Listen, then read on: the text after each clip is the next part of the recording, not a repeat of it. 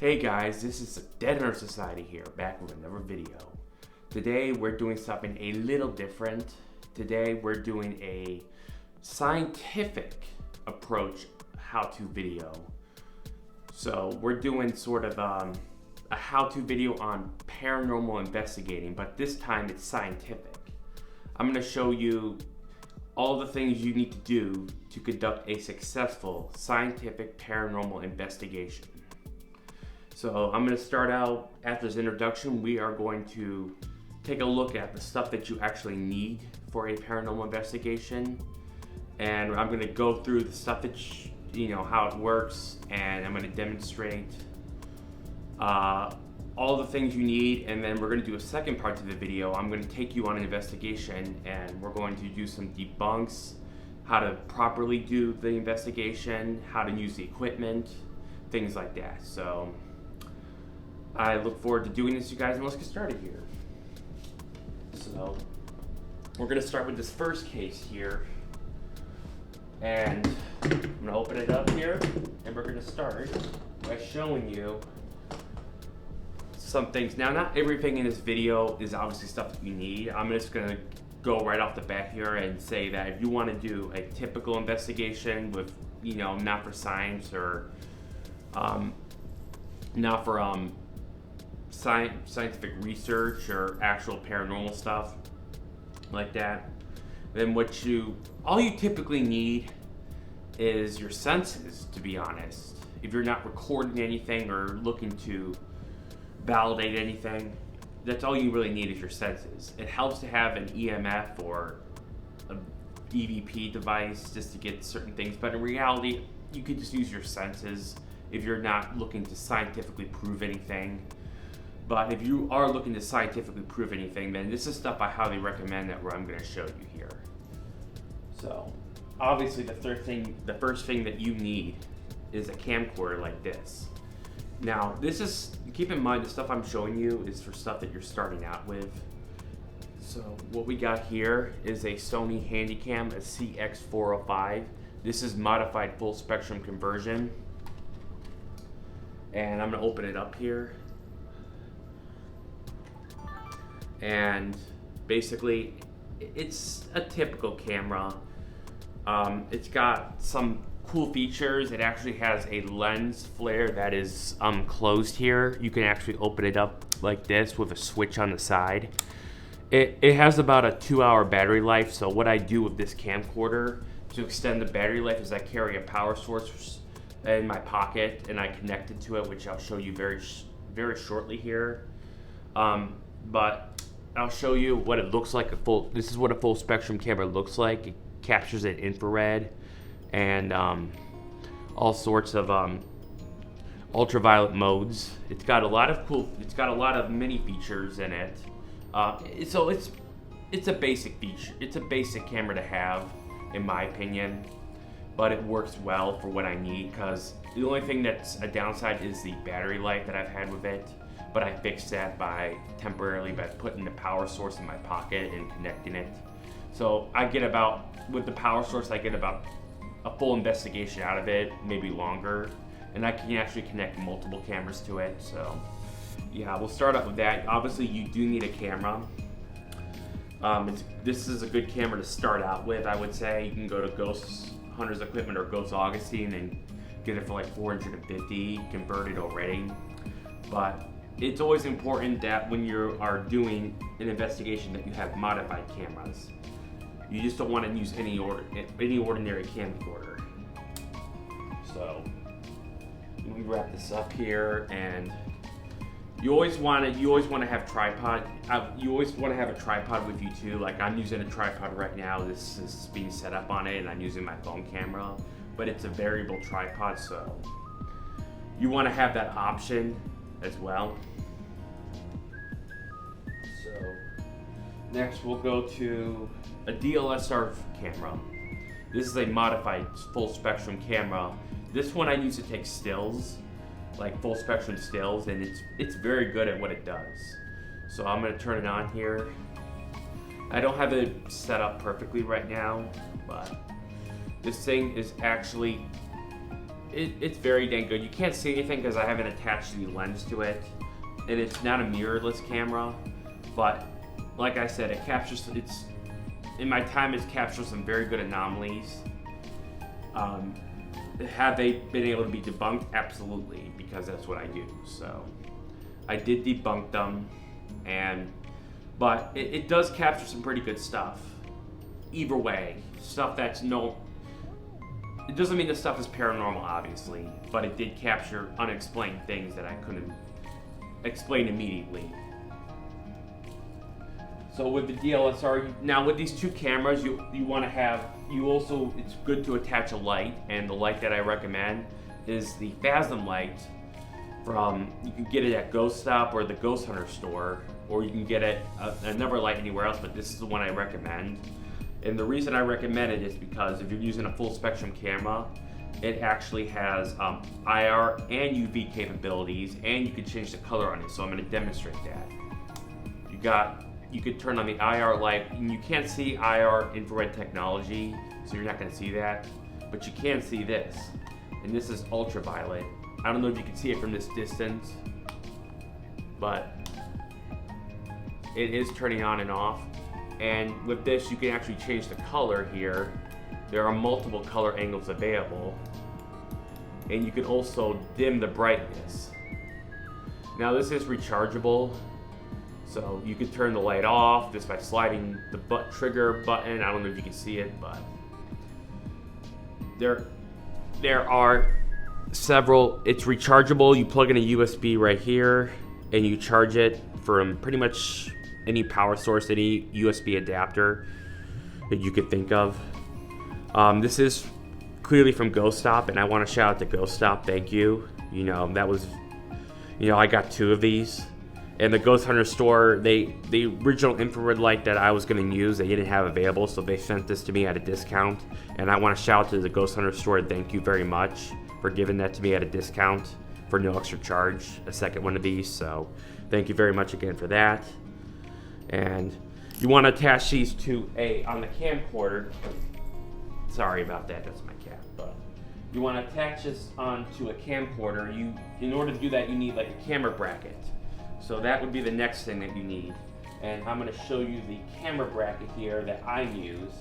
And this is a pretty good camera bracket. It's very basic, very cheap, and it's actually pretty good quality in my opinion. It's worked very well for me because as for someone who's starting out, all you got to do is attach the light to the side.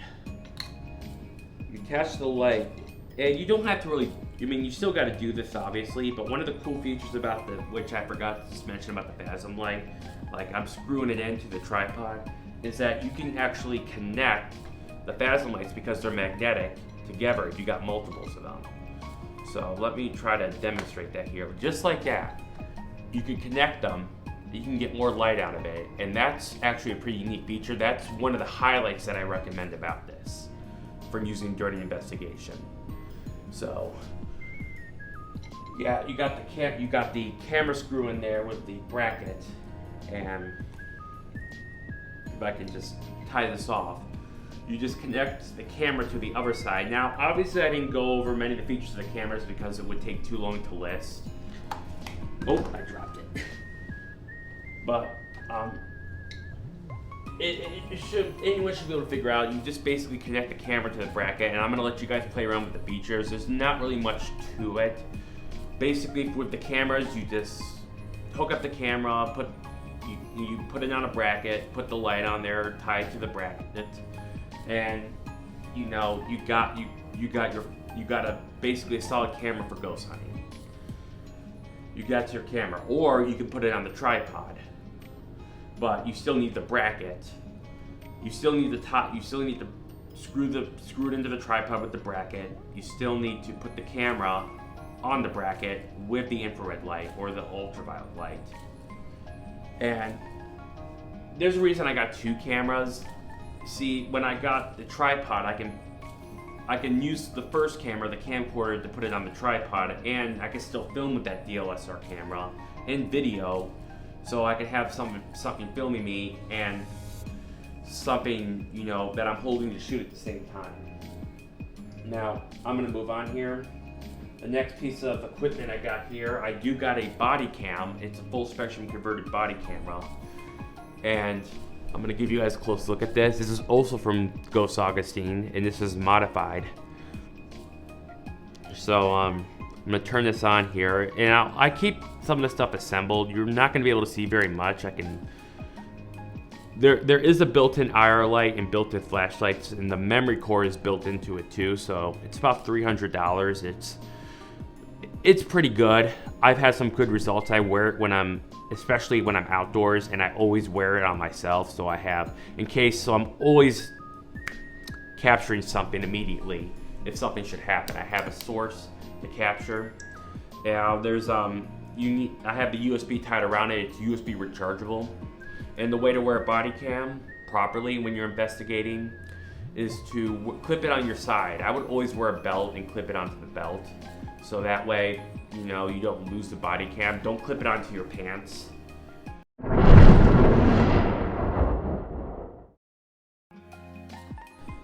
Definitely do that. And it's always, like I said, it's always good to wear a body cam. Despite the fact, every time you're doing an investigation, because you never know you're gonna capture something. And those are good, especially if you're in danger. Those are solid evidence cameras, so, especially if you're out in the middle of nowhere. Now the next piece of technology I'm gonna show you that's recommended is the thermal camera. This is the fourth type of camera I recommend. It's a thermal imaging camera, it's a FLIR. Now,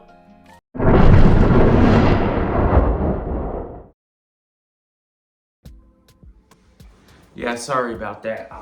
My camera had some issues and I needed to fix it. So let's move on.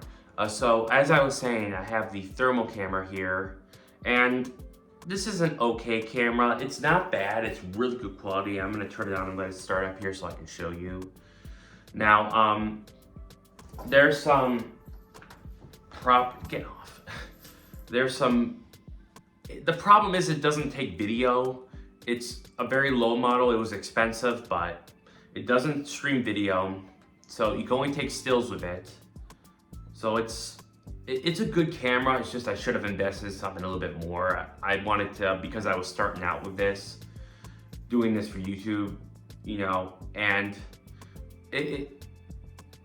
I should have gotten something for streaming video, and it makes it really hard to debunk things.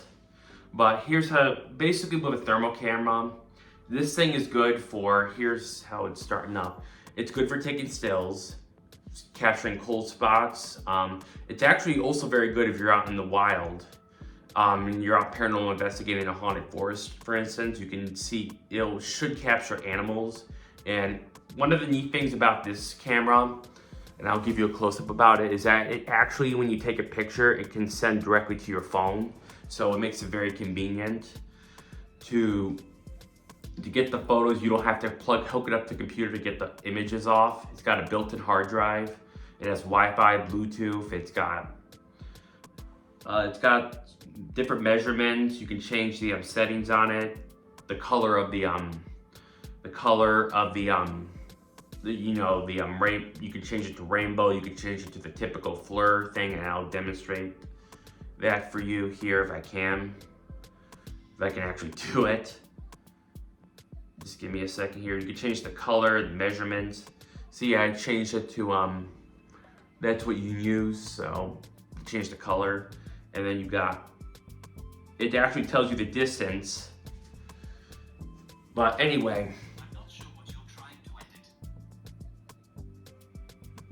That was weird, but that was probably me saying something. I had the thing talking, the watch, but you can use you can capture animals out in the forest. It's a good thing for looking for people, seeing trespassers on your land when you're doing a paranormal investigation. You can capture actual figures in it. It's got really good battery life. Now, I want to stop here for a second and point out something about doing an actual paranormal investigation before I go further. Is that you always remain skeptical. always debunk. Always debunk. When you get, these are not toys. You don't utilize these things wrong. One of the things that I do with the thermal camera is that I make sure when I take an image, I make sure that, and I see something that I think is unexplained, I always go to that location, always go to where I captured the image, and I make sure that can be debunked. If I see a figure with no color, I make sure, it doesn't matter how odd it looks, don't automatically assume it's paranormal. A lot of people I see on these channels do that. They just assume it's paranormal. And even if you can't debunk it, always make sure you're correlating. You always got to provide documented proof of it, which obviously the cameras provide documented proof, but always provide documented proof. You know, always start out conducting interviews before the investigation. Go research at a library, a town hall, museum. Those are investigators' best friends.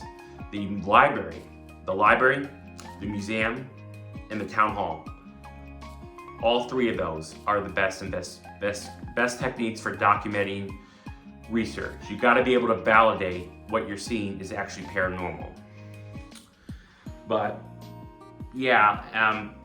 anyway, back to what I was saying. The thermal cameras this is pretty useful. It's about $500, $600. It does come in handy, but again, I would have liked something that could have done video, but hey, that's on me.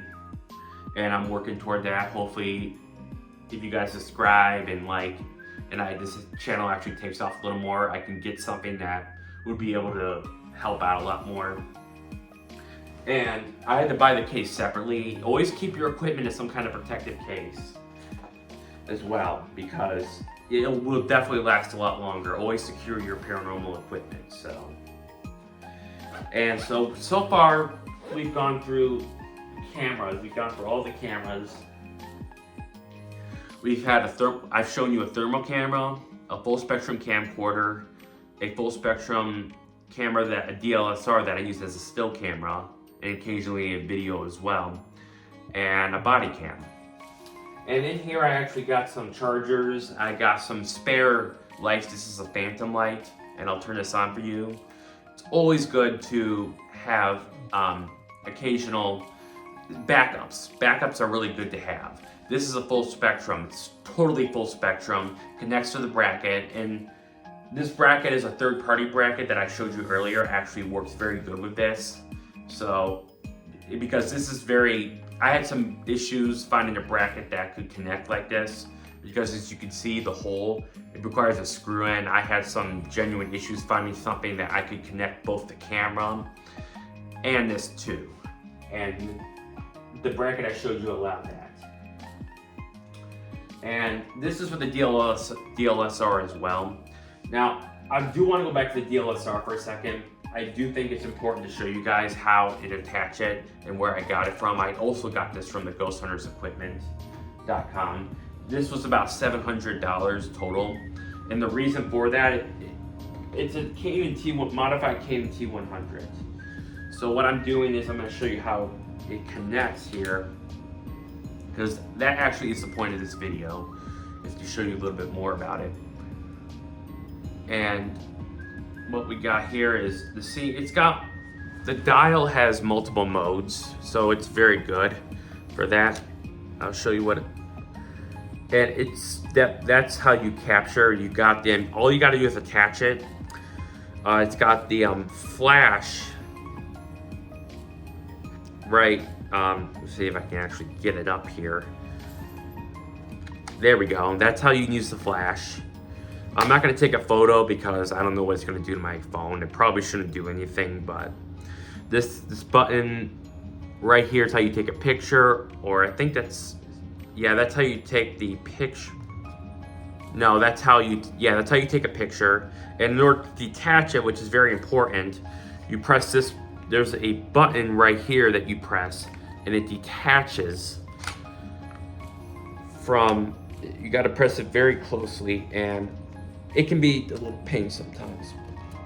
But there we go. It's off now. And always, now most of you probably know this, but always make sure when you take it off that you put the lens caps back on, because that can affect the way you take pictures. It can cause lens flare. It can cause different anomalies that aren't actually paranormal, and it can mess up the lens very highly over time. So it's just very important to put your lens back on. Turn this off so it doesn't die. I'm sorry that those are I have a bunch of clocks, so they are going off right now. The other, the last piece in the camera bag I have this is a basic infrared flashlight. It connects to the backup light. It connects to one of the camcorders or the still camera.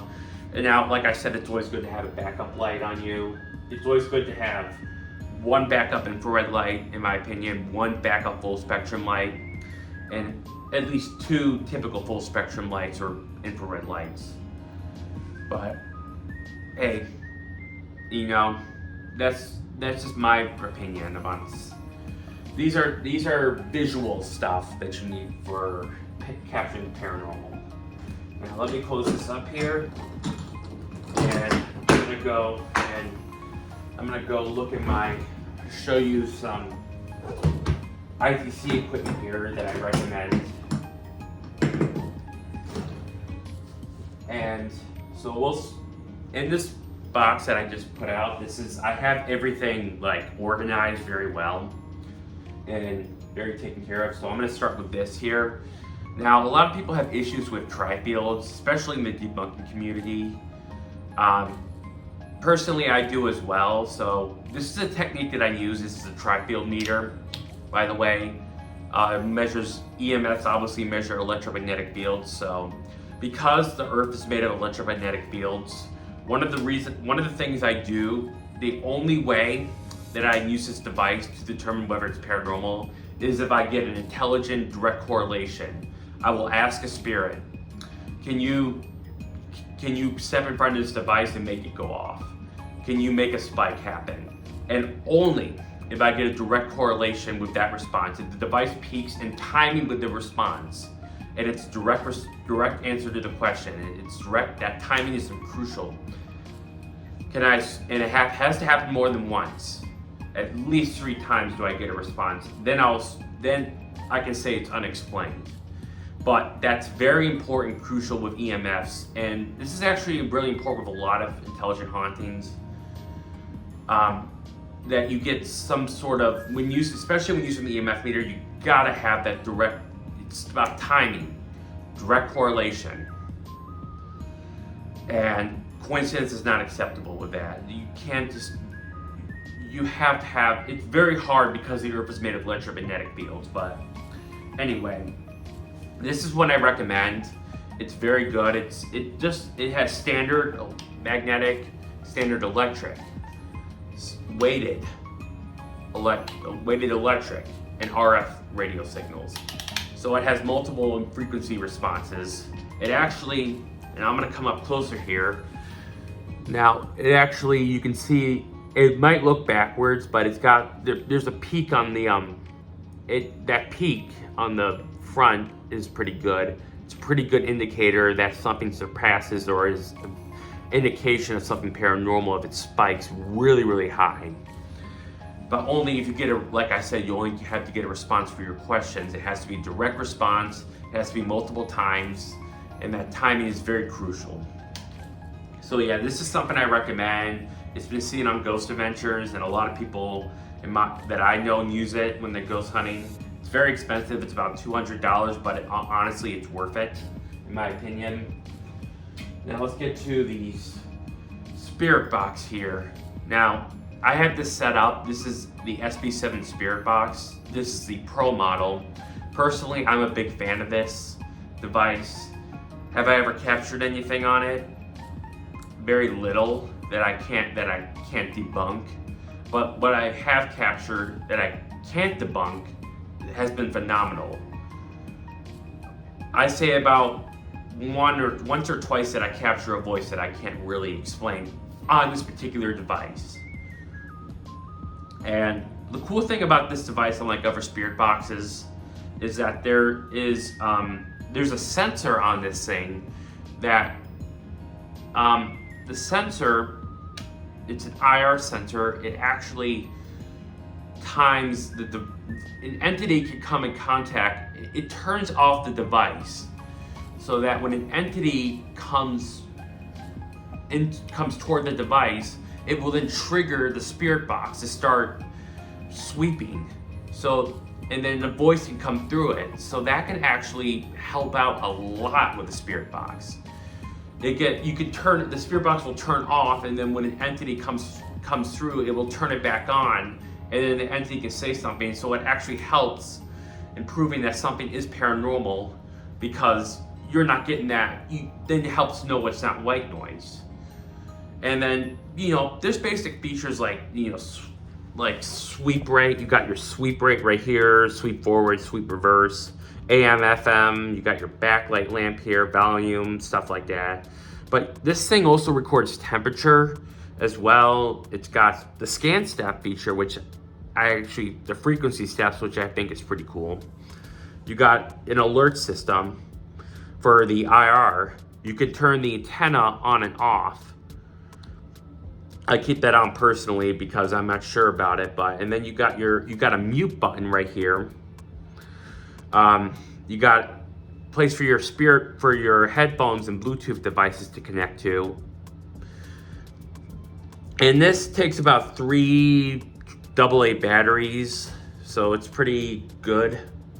It lasts pretty long, so you can get a full investigation out of this, and it's about $300. A lot of places are having it on sale right now, especially the Ghost Hunter store and Ghost Hunter's equipment, I believe, are having it on sale too. And on top of that, I got a special. This is a newer device that comes with a speaker. This is I'm gonna turn this off here. You got a spirit box speaker with ANC with white noise detachment, and this actually, I have this hooked up to the spirit box. I hook it up via the aux cord, and I can get better sound. I basically use this for better sound. I use a different device for analyzing, but I use this just to hear better, because the device that I'm about to show you here very shortly also has the same features that this device has. So I just have this in case it's just easier to carry 2 things instead of 3 things at once. But basically, what this device does is it's newer. It's a Bluetooth speaker that you decrease the volume like this, and then there's a bunch of features on the back, and this is very important to have. In my opinion, just like the spirit box, every arsenal should have this. This is about $100 too, just right off the bat, but it's really much worth it. You've got these 2 buttons to control the white noise. Now you don't need, what I'm about to show you, you don't need both. I'm not gonna show you just yet, but this is something I recommend more unless you truly want to analyze EVPs or spirit box sweeps in the field. It's just more basic, more simple, and not much to memorize about it. But you got your Connect, you got Bluetooth connection, and you just hook it up to the spirit box and you're good to go. So let me turn this off here. And the next piece I'm about to show you here, that I personally like this piece. This is the ADF processor. This is something I'm very, very a fan of the way I use it. This is what I use to analyze my EVPs in the field. It slows down. It has a noise filter. So this is how it turns on. You connect it to the spirit box or an EVP, as far as I know, and you can analyze. It slows down the voices. Now, right out of the gate, hang on a second. I know I'm not going much into detail about it. I don't know how much I'm going into, but I am, in the second part of this video, I don't know if I mentioned it, I am going to demonstrate how this equipment works in the second part of the video. So I'm just going over what you need. But this is a critical tool. Anyway, back to what I was saying. This is a critical tool in analyzing spirit box sessions and EVPs in the field. So we got that, and next, I'm going to show you my next piece of equipment here that I recommend. Now, I don't recommend anyone purchase this just yet when you're starting out. I would get something at least in the $45 to $50 range, but I upgraded to this recently. This is the Zoom Pro H4n handy recorder. Now, I love this thing. It's really good. I've captured maybe one solid EVP on it since I started using it, and it wasn't too long ago that I couldn't explain. No one was talking. Now, I don't have an SD card in here right now. I took the SD card out because I will upload the EVP onto here, but I will upload them at instant page so you guys can hear it if you guys want to. Just comment below if you want to hear me upgrade, if you want to need to update. Sorry, I don't know, I just had a brain fart there. Comment below if you guys want me to upload the EVP on Instagram or Facebook so you guys can hear it. The only reason I didn't upload it before is because it was in a family's house that I did it, and part of being an investigator is you also got to protect the family's privacy. I never upload things that I take in any footage or any EVPs, anything that I get from a family's place, unless I get their direct permission. Now, I will always ask at the start of an investigation, do you want to be on film or do you want your privacy protected? And that's very important for an investigator to do. I will always do that, and you should always do that too. That's always crucial because it opens you up to lawsuits and a lot of other bad things that I don't need to really go into at this moment in time. I will go into it later, but definitely lawsuits, criminal investigations, people could sue you for that. More on that to come. This is pretty good. It's got too many features to go in that I can't count. I don't have the protective case with me. I put it away because it's already in a protective case. But as I said, I don't recommend you start out with this. It's about $270. I paid $280. So it's not something to start out with. It is something to upgrade to, but you do need an EVP. I will say this right now, if you want to scientifically investigate, you should have an EVP. And remember, everything I'm showing you here is stuff that if you are dead set serious on scientifically investigating, you should start out with. Now, this is a controversial piece of equipment. This is like a REM pod. It basically is a spirit detection device, motion activated. I got issues with the actual REM pods. The reason I bought this, like, these will measure the same thing as electromagnetic fields. So basically what I said with this EMF detector is the same thing applies here. Direct response, timing, correlation. Just because something sets this device off doesn't mean it's paranormal. Now I'm going to demonstrate. You can see that by putting the antenna on, it's a lot more sensitive than the actual REM pod in my opinion. But you got to be careful about what you say is paranormal. You always ask the question, and see if you get a direct response. You have to. And then you got to do it a second time. And then I would always do it a third time. And each of those 3 times get a direct response. Then it can remain unexplained. Always stay skeptical, like I say. So, and that's basically what I got here. And there's one more piece of equipment. There's a couple more pieces of equipment I want to show you here. Hang on a second. I can't get the thing. There we go.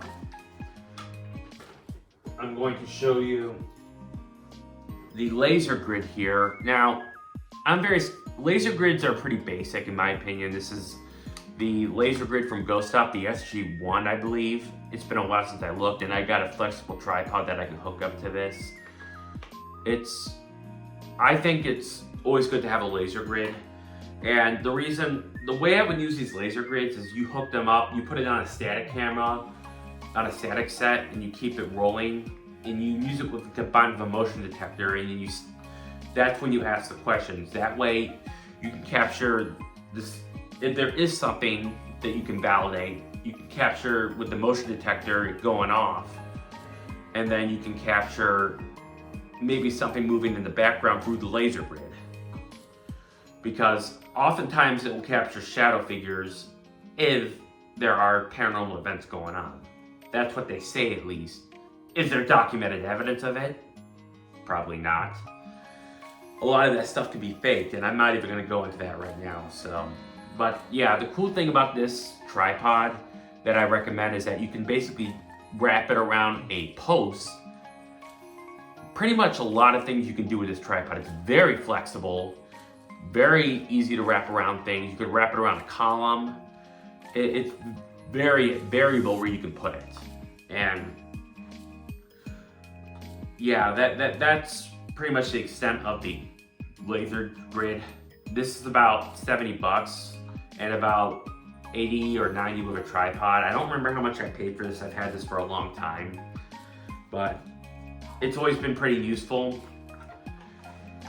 And so that's basically ITC equipment, and there are a couple other things there is something.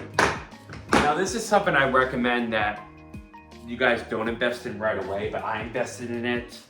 This is what it is. It's an SLS, it's the XLS. Now, I'm not gonna bother assembling it. I will do it during the second part of the video, but the XLS is what I consider to be the particular this camera, because the XLS doesn't typically map false positives. It uses a specialized system. It's invented by Relatively Paranormal, and I do like Relatively Paranormal. Do I think they stage their stuff? I'm not gonna say, because I don't know. And I'm not trying to say that, I'm not gonna say yes or no, because I haven't done enough to say anything, but I do like them. They're good people. And I think that they make really good equipment. And I've used this device before, and it's not really capture anything. I can tell you it doesn't create false positives. It doesn't map things that aren't actually figures, because I have tested it out, and I have spots in my house that I've used older Kinects that actually map fake figures. And this camera does not map in the same spots that I've had for a while where those fake figures typically are. So I can confirm that it does not create false positives. But it's very good. It's got real 3D mapping, and it's not something, a good one is about $700, so it's not something I recommend that you guys buy immediately if you start out. It's something that I recommend you work your way up there, but I do recommend this, and I am going to show it in action as soon as possible. Now I'm going to wrap up here this first part of the video. I got a duffel bag here. Now I recommend, I don't have to show you these are really much, but I'm going to anyway. You should always carry a pack of batteries of each type that you have with your equipment. So my equipment takes default batteries, it takes AA, it takes AAAs, and some C batteries. I think so. Default, AAA, AA for me. So I always carry a spare pack of batteries in there. And I actually got this today. I found this on Ghost Stop. See if I can get it out of here. Just give me a second here, because I know it's in here. And that fell out. It's a battery test. Here it is. I recommend this, not just for tests, it's a battery. It measures the drain on batteries, so I'll give you a quick look at that. I just got this today with store credit. Not only is it good for measuring checking your batteries before you put it in equipment, but you can actually use it. A technique I recommend is that you use it as bait for the spirits. If you have a fully charged battery, you ask the spirit to drain the battery, and if you get a direct drain within a good timing response, that should be enough for validation, provided you capture it on camera and it's not fake. It has to be, like I said, timing is very crucial again with that. Now, here's the other thing I want to show you. This is the power source I use. I recommend this. It can fit in your pocket. like I said, I connect my cameras to it, and you can actually connect at least 2 devices to this, and it has a lot of power. It's about 10,000, so it's pretty decent size. It'll keep you running for 8 hours, pretty solid. And yes, I do recommend every ghost hunter, if you don't have a solid good camera for starting out, you should get one of these and put it in your pocket and connect it. Now, Now, here's the thing. The next piece I'm gonna go to here is the flashlight. Now, this is a flashlight kit that I own, and the reason I bought a kit is because of the light colors. It has a red light, and this is very important about when investigating, is that you use red light, because red light doesn't interfere with full spectrum infrared imagery on the camera. So it minimizes the possibility of contamination. You should always, and not only that, you should always have this as a backup. You should have a holster, have it as a backup. And I'm gonna get this right out of the gate. I'll show you the kit here for a second. This has got all these, it's got all these things in it, the holster, battery charger, lithium battery stuff. But you should always have I recommend a headlamp, and my headlamp, I'm in the process of getting a better headlamp, something like a night core. I would recommend that you don't buy one of those $20 ones on Amazon, because they're not very good. They're not gonna last very long in battery life. The headlamp also needs to be a red battery powered lamp. So you need to have something with good battery life. It's gotta be solid to your head, and you should never have to plug a headlamp into your power source, especially, and always check where the USB port is too, if you have to, but I don't recommend it. You need to buy a very nice headlamp, because you need to be able to have both your hands free when you're doing scientific investigation. Now, these things are, I always carry these with me. These are recommended that you have spiritual protection. These are some blessed necklaces. These were blessed by a family friend. They were bought on the Ghost Hunter store originally, and they said they were already blessed, but I have a family friend who actually blessed these for me doubly, because I needed to be sure that they were actually blessed, so I had him do a double blessing on them. And he's the guy who mentored me. He did other paranormal investigations, and he works with the Diocese of Arlington, so he blessed these for me. I sent these out to him. He sent them back to me.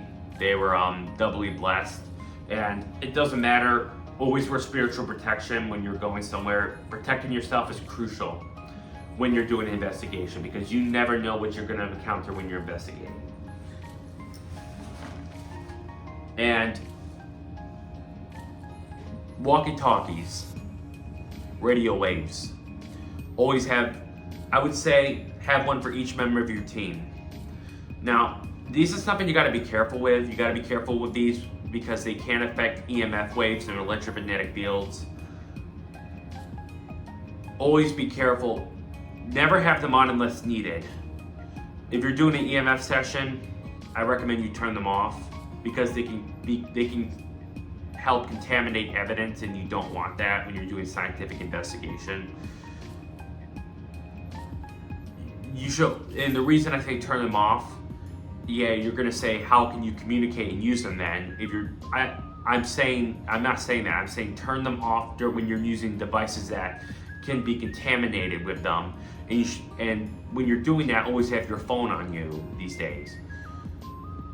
And if someone needs to communicate with you, they can communicate with you. But these are more prone, in my opinion, to contaminate evidence than your phone is.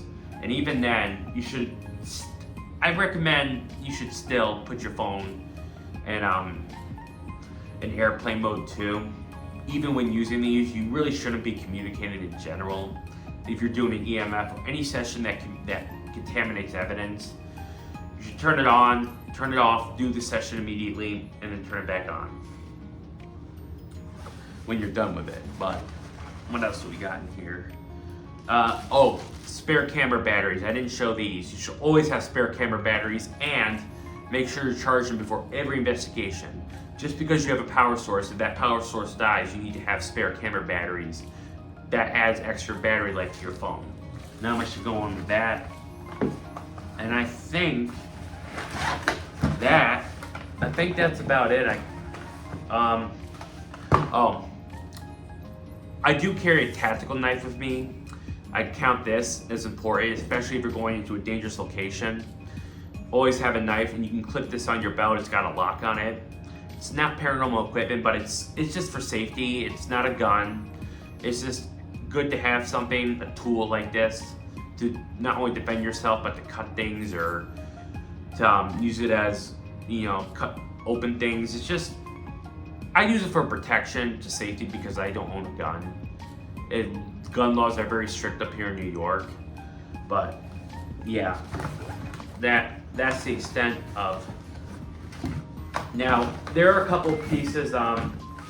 That's basically all the equipment I have. There are a couple pieces I'm still looking into, like the headlight. The other thing I recommend is that you should always own at least a tripod for each camera that you have. So I have 2 cameras. I only have 1 tripod right now that I'm using for daytime. I need at least 2 more tripods. I need one for my still camera, in my opinion, one for my camcorder, and I have the one for my phone that I'm using, that I'm burying right now. And then there's something that I need to invest in that I haven't invested in yet. I did have something, but it broke. Every investigator at some point should own a DVR system with at least 4 static night cams. And these night cams should have infrared as well. Not just night vision, that's very important. You want to have infrared night vision. You want to have infrared capabilities on there. That's very important. Now, the amount obviously doesn't matter, and you should be able to hook it up to a TV or monitor or something. Every investigator should have a monitor with 4 cameras that are infrared and a DVR system. Now, I did have something like this. Unfortunately, it broke, and I'm finding it very hard to find. It took a while to find something that actually worked for me, and that was very credible and was very, because the people, I was gonna buy the one I had before, but unfortunately it was from Paranologies and they're not selling it anymore. So I had to take time to research one that had good reviews, that had what I was looking for, and that actually is running me up to about, if I wanted to buy it, it's gonna cost me about $1,200, maybe about $1,100. So it's not in the market right now. I did have one and it broke. And the people, I was gonna have it repaired, but the people who, I couldn't get in contact with them because they had issues with their site and they're not selling a lot of their stuff anymore, so I was unable to get it repaired. And that was unfortunate. So I'm kind of without a surveillance system right now. So otherwise I would show you how to set that up and how it works and how I recommend. But what I'm gonna do is I'm gonna link one in below. Once I get it, I'll edit this video and link below what I got after I test it out, and then if I recommend it, it will be in the description. But yeah, that's basically the extent of, that's the equipment that you need and some basic introductions of how it works. That's what I recommend from you guys. If you want to do scientific investigating, that's stuff that would really help out you guys. So the next thing we're gonna do is we're gonna go to a location that I don't know whether it's haunted or not. It's just gonna be a small cemetery down the road from me. It's a small family-owned cemetery, and we're gonna demonstrate the equipment. I'm gonna demonstrate, see if I get anything. We're gonna debunk it. Now, and then that's how we're gonna demonstrate how things work and how to debunk properly. And I'm glad you guys could join me for the first part here. And mental note, always keep your gear and equipment like this. And keep them in equipment cases. Keep them protected. Keep them well done. I got 3 equipment cases and a duffel bag for stuff. And always don't buy multiples of paranormal equipment.